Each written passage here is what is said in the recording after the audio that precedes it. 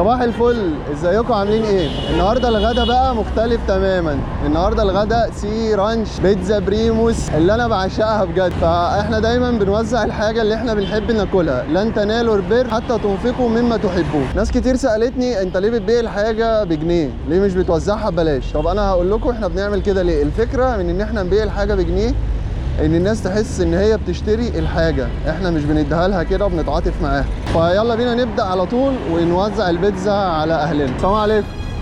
ازيك يا حاج؟ عامله ايه؟ معاكي جنيه؟ طب عايز جنيه.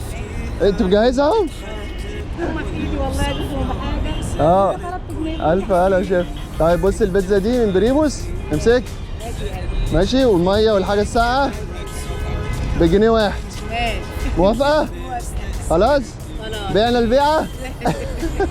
يلا كل سنه وانت ايه، والله انت قمر. ربنا يرزقك يا يا رب. يلا سلام عليكم. قلوب صافية وعايزالك كل خير، انت فاعل خير، اقل شيء في ايديك يبانلك صغير. بتاكلي ايه؟ كشري؟ طب البيتزا دي بجنيه، اشتريها بجنيه؟ امسكي والله مش بهزر، امسكي. دي المية والحاجة الساعة ودي البيتزا. هاتي جنيه بقى.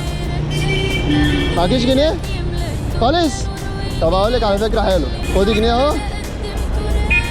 معاكي جنيه فكة؟ بس خلاص كليها بالهنا والشفا. عايزة حاجة؟ معاكي جنيه فكة؟ طب هات. انت اي حد بيقول لك هاتي جنيه بتجيبيه؟ مسامحة في الجنيه؟ طب خدي. بصي بقى البيتزا دي والميه والحاجه الساعه دول بجنيه. كل ده امسكي طيب. سنه وانت طيب. امسكي. عليك بخير. ربنا يكفيكوا شر. الف هلا وشفا. المهم مسامحه في الجنيه. مسامحه. بس خلاص. الله يبارك فيك. الله يبارك. ربنا يكفيكوا شر المرض. يلا كل سنه وانت طيب. طيب. اشوفك على خير. عايزه حاجه؟ عايزة. يلا سلام عليكم.